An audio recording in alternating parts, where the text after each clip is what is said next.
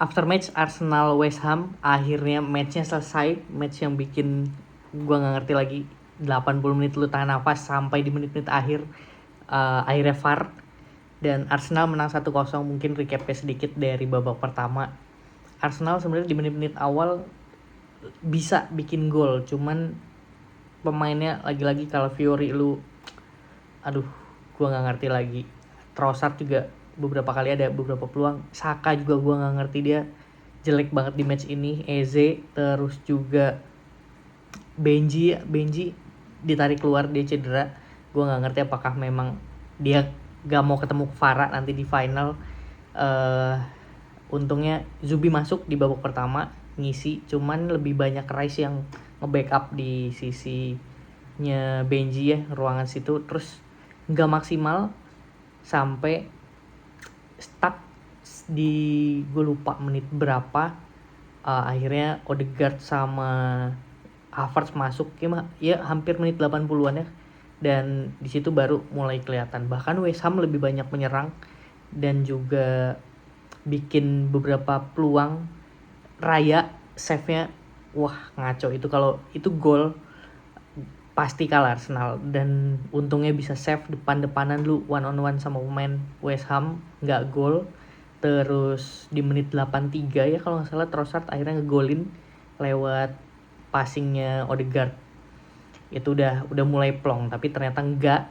Setelah itu Arsenal diserang terus sampai di menit 90 extra time itu kemelut di cornernya Arsenal dan gol buat si West Ham. Tapi ya ini jelas, lalu lihat VAR mau gimana pun tangannya Raya dipegangin begitu bro, terus bajunya juga ditarik-tarik, itu harus udah keputusan wasit udah tepat.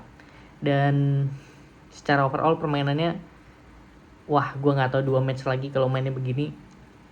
Emang secara mental Arsenal lagi diuji banget terakhir 2 match setelah lu 3 musim runner up pasti. Tapi lu bisa lebih all out lah mainnya.